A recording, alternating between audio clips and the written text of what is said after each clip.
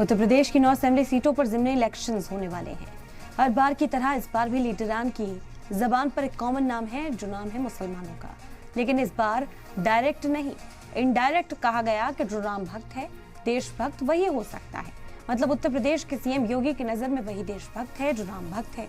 तो फिर मुल्क की आजादी के लिए जान कुर्बान करने वाले वो मुसलमान नहीं थे जिन्होंने अंग्रेजों से लड़ते हुए अपनी जान दे दी, तो कोई फांसी के फंदे पर लटक गया? यही सवाल उठाती है हमारी ये रिपोर्ट।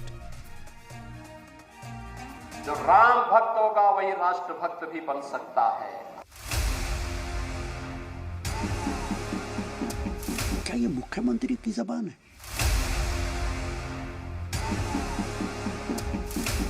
हम पहले हिंदुस्तानी है, बाद में हम राम के पुजारी है। दूसरे को राष्ट्रभक्ति का सर्टिफिकेट बांटने की उनको जरूरत नहीं है। लोकसभा चुनाव में बीजेपी को जिस रियासत से ज्यादा भरोसा था, वहीं से बीजेपी को जोर का झटका ऐसा लगा कि शायद अभी तक वहां के मुखिया उभर नहीं सके हैं। अब असेंबली की 9 सीट पर होने वाले बाई इलेक्शन को जीतने के लिए यूपी में सीएम योगी आदित्यनाथ ने पूरी ताकत झोंक दी है। यही वजह है कि योगी बटेंगे तो कटेंगे के बाद मुल्क की आवाम को देशभक्ति सिखा रहे हैं। सनातन धर्म और भारत एक दूसरे के पूरक हैं।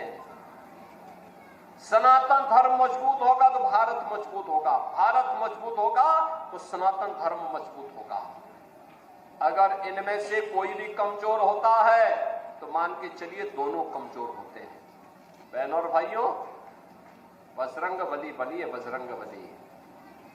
आदर्श राष्ट्रभक्त भी, जो राम भक्त होगा वही राष्ट्रभक्त भी बन सकता है। योगी के इस बयान पर कांग्रेस के सीनियर लीडर राशिद दलवी ने पलटवार करते हुए बीजेपी पर नफरत की सियासत को बढ़ावा देने का इल्जाम लगाया है। जो भाषा योगी जी बोलते हैं वो मर्यादित नहीं होती।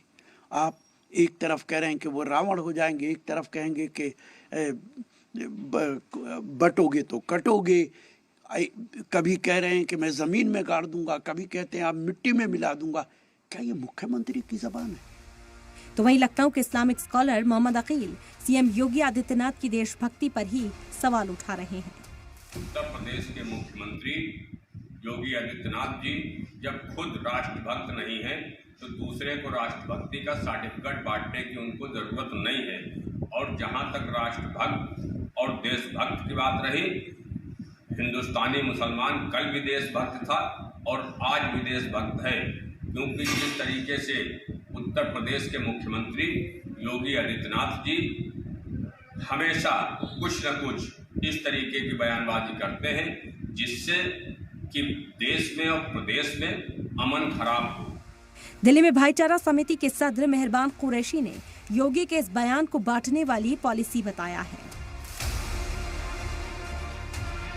ये हिंदुस्तान सब धर्मों का है, ये दलितों का भी है, अम्बेडकर साहब का भी है, गुरु नानक का भी है, ये पैगंबर साहब का भी है, अजमेर वाले ख्वाजा का भी है, निजामुद्दीन औलिया का भी है, ये गुरु नानक डे का भी है। ये सब धर्म के लोग हजारों साल से रहते हैं, ऐसा कुछ नहीं है। और राम जी भी सबके थे, नबी साहब पैगंबर साहब वो भी सबके थे, जो अजमेर वाले ख्वाजा थे वो भी सबके थे, अम्बेडकर साहब थे, डॉक्टर अम्बेडकर साहब, वो भी सब धर्मों को मान सम्मान करते थे, इज्जत करते थे।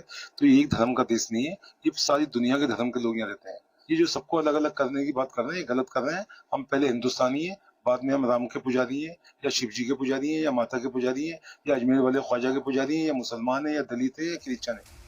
सवाल यह है कि आखिर सीएम योगी आदित्यनाथ किसे देशभक्ति सिखा रहे हैं? क्या जो राम भक्त है वही देशभक्त होगा? क्या ये पैमाना सीएम योगी का है?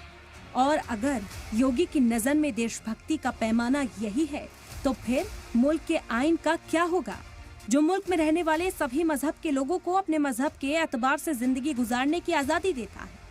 सलाम टीवी के लिए लखनऊ से अतीक अहमद और दिल्ली से अयूब चंगेजी के साथ नदीम अहमद की रिपोर्ट।